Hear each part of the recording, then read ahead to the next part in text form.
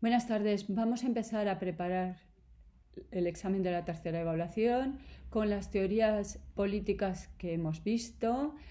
Aparece bajo el epígrafe el contractualismo, pero cuidado, no todas las teorías que hemos visto sostienen un contrato social, pero tres de ellas. ¿Qué teorías hemos visto? Hemos visto la teoría de Aristóteles, que se suele llamar organicismo. Cuidado, Aristóteles nunca dijo mi teoría es un organicismo, es un término muy posterior. Vimos la teoría de Hobbes, que es un absolutismo, es el teórico del absolutismo. Vimos a Locke, que es el padre del liberalismo, y vimos Rousseau, que defiende la democracia. Cuidado, Rousseau no inventa la democracia, dado que la democracia ya existió en la antigüedad en Grecia, en el siglo V en Atenas. Bien, Aristóteles sostiene un organicismo. ¿Qué significa esto de un organicismo? Una teoría donde la polis o posteriormente el Estado lo es todo y los individuos particulares solo se entienden en cuanto participan de ese todo. Vimos en un texto de Aristóteles que Aristóteles decía que la polis era anterior al individuo y no queriendo decir históricamente sino conceptualmente. El individuo al margen, ya vimos, podía ser un dios o una bestia, no se entendía un individuo fuera de la polis. Nos acordamos que el argumento de Aristóteles era que el ser humano era un animal político por naturaleza. Su justificación de por qué el ser humano debe vivir en la polis es la naturaleza, no es por lo tanto una teoría del contrato. Ya vimos que según Aristóteles la naturaleza no hace nada en vano y lo que demuestra según él que el ser humano debe vivir en una polis y dedicarse a la política es que tiene lenguaje. El lenguaje para Aristóteles sirve para expresar lo justo, lo injusto, lo conveniente, lo inconveniente.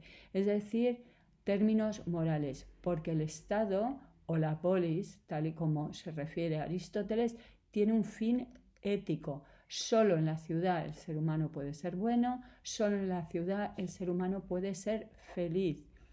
La ciudad, según Aristóteles, tiene autarquía, es decir, independencia. Solo en la ciudad el individuo no puede vivir al margen de la ciudad. Bien, he preparado este tema y me he limitado a los tres autores de la teoría del contrato social. Empezamos por Thomas Hobbes y yo sugiero una pequeña frase introductoria: quién es este autor, de dónde es, de qué siglo es. Vamos a introducir el tema. Nos acordamos que siempre que ponemos punto y aparte quiere decir nuevo tema, así que nada de por consiguiente, por tanto, necesito un sujeto. Bien, introduzco que voy a hablar de Thomas Hobbes, filósofo inglés del siglo XVII. Todos estos autores tienen un esquema, entonces es muy simple el esquema mental, pero los esquemas mentales no los pongo, igual que no pongo en un examen, voy a escribir con boli azul o voy a teclear y voy a tener cuidado con la ortografía, ¿de acuerdo? ¿Cómo es el supuesto estado natural según Thomas Hobbes? Ya sabemos que según él, dado que el ser humano es codicioso, dado que el ser humano es agresivo, por tanto, el estado de naturaleza, siguiendo una cita de un tal Plauto, el ser humano es un lobo para el ser humano, será el estado de guerra de todos contra todos. La vida en el estado de naturaleza es breve, es cruenta, es un estado que no ha existido nunca, es simplemente un supuesto, ¿no? Y dado que en el supuesto estado de naturaleza viviríamos tan mal, aterrorizados los unos por los otros, porque en el estado de naturaleza tenemos derecho a todo, pero los otros también tienen derecho a todo, por tanto, estamos dispuestos a firmar un contrato, un pacto. ¿Con quién? A favor del gobernante. Renunciamos a todos nuestros derechos con tal de que nos aporten seguridad. Lo que le preocupa a Hobbes es la seguridad. ¿Cómo sería el estado ¿qué surgiría de ese pacto que haríamos todos a favor del gobernante? Sería el absolutismo. Renunciamos a todos nuestros poderes, todos nuestros derechos a favor del gobernante. Por lo tanto, lo que está defendiendo Thomas Hobbes es un poder absoluto, porque es lo único que asegura, según él, la seguridad. Vamos con John Locke, que no sabemos por qué, ha salido todo de vez. Bien, una pequeña introducción, una frase introductoria, quién es, también es un filósofo inglés, es posterior, 40 años posterior, es un autor que va a escribir en una época de mayor tranquilidad en Inglaterra, por eso su teoría no es tan deprimente. ¿Y cómo es el supuesto estado de naturaleza según John Locke? En el estado de naturaleza tenemos ciertos derechos. No tenemos derecho a todo, como Hobbes, sino que tenemos derecho a la libertad y a la propiedad fruto de nuestro trabajo. Ya vimos que John Locke es muy interesante porque es el primero que considera que tenemos derecho a la propiedad, pero ese derecho es fruto de nuestro trabajo. Bien, formamos un contrato social. Aquí es menos justificable porque, obviamente, si fuera cierto que en el estado de naturaleza fuera la guerra de todos contra todos, se entiende perfectamente que queramos hacer un contrato para simplemente sobrevivir o por lo menos no vivir en ese estado de constante amenaza. El contrato social no lo hacemos para John Locke a favor del gobernante, sino que lo hacemos con el gobernante. Y el contrato es reversible. Si el gobernante o los gobernantes no cumplen, se podría volver a considerar. Es una teoría mucho más cercana a la nuestra, donde tenemos unos gobernantes que elegimos cada 4 años. ¿Qué es cumplir para Locke? Pues cuidado, estamos en un estado liberal, con lo cual ese estado debería asegurarnos nuestra vida y nuestras propiedades, nada más, ¿de acuerdo? ¿Renunciamos a todos los derechos, como diría Hobbes? No, solo renunciamos a el derecho a castigar y el derecho a legislar. Locke, frente a Hobbes, sostiene la separación de poderes. Cuidado, no es Montesquieu, no son 3, son 2. Por un lado el ejecutivo y por el otro lado el legislativo. El rey y el parlamento sería, por lo tanto, un estado parlamentario. Y gracias a Locke tenemos la primera teoría de un estado liberal. Recordemos, un estado liberal, como indica su nombre, defiende la libertad, la vida y la propiedad privada, pero no otro tipo de derechos. Vamos con nuestro último filósofo que considera que el Estado se funda en un pacto, en un contrato. De nuevo, mi primera frase es introductoria.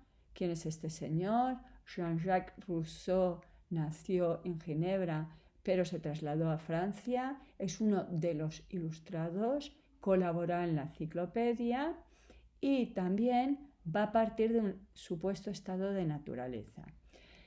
Justamente para Rousseau, en vez de que los seres humanos seamos por naturaleza egoístas, violentos, agresivos, somos buenos por naturaleza. Somos inocentes por naturaleza. Tenemos sentimientos puros por naturaleza. Somos el buen salvaje, expresión que se va a acuñar a partir de una mala traducción del francés. Bien, lo que le preocupa a Rousseau son los problemas económicos. Es el primero que considera que el problema es un problema económico, no de derechos. No es que en la antigüedad el señor tuviera derechos y el esclavo no tuviera derechos, o que en el medievo el señor feudal tuviera derechos pero el siervo no tuviera derechos. El problema es económico, es decir, que unos tienen propiedades y otros no. En el supuesto estado de naturaleza reinaría la igualdad. Sí que para él hay ciertas carencias, pero seríamos iguales. ¿Dónde empezaría el problema? Según Rousseau, el problema aparece con la propiedad privada. Pero cuidado, la solución al problema no es la abolición de la propiedad privada. Esa será una teoría de un tal Marx que ya conocemos ahora, que hemos visto en esta tercera evaluación. Pero sí que Rousseau identifica el problema. Cuando se creó la propiedad privada, se crearon justamente las desigualdades. A ver, con lo cual, cuidado, para Rousseau no son estado natural, contrato, resultado de ese contrato, sino que serían 3 pasos. El estado de naturaleza, segundo, la corrupción de ese estado de naturaleza que ha llevado a la sociedad en su época. Ya estamos hablando de un autor del siglo XVIII que lleva a una sociedad muy desigualitaria, y ahora la solución que propone Rousseau. Según Rousseau, habría que hacer un pacto, pero no habría que hacer un pacto a favor del gobernante o con el gobernante, sino que habría que hacer un pacto con la comunidad. Según Rousseau, deberíamos renunciar a todos nuestros derechos a favor de la comunidad. ¿Y por qué? Porque, según él, sería la única forma de seguir siendo libres, de seguir teniendo derechos, porque al hacerlo todo el mundo y a la vez no habría privilegiados y no privilegiados, todos estaríamos en la misma condición. Y además todos nos beneficiaríamos de esas ventajas. El hombre pasaría a ser un ciudadano y se formaría justamente la voluntad general. La voluntad general es cuando pensamos en el bien común. Obviamente nuestros intereses privados pueden no ir a favor del interés común. A mí, personalmente, no me viene bien pagar impuestos, pero por el bien de la sociedad tenemos que pagar todos derechos. Rousseau está, por lo tanto, defendiendo la democracia, pero cuidado, no sería la democracia actual, porque no es una democracia representativa. No renunciamos a nuestros derechos a favor de un representante, según Rousseau, porque la voluntad general es inalienable, es decir, que no se puede renunciar a ella. Bien, os recuerdo que en el examen no se va a decir, pregunta, cuénteme usted 3 teorías del contrato social, sino que tenéis que aplicar o bien al comentario de un texto, por ejemplo de Hobbes o de Locke o de Rousseau o de Aristóteles, o bien una pregunta. Por ejemplo, hemos visto en clase qué recomendaría Hobbes al gobierno ante el peligro de una pandemia. Pues obviamente vemos que es un señor obsesionado por la seguridad ante todo.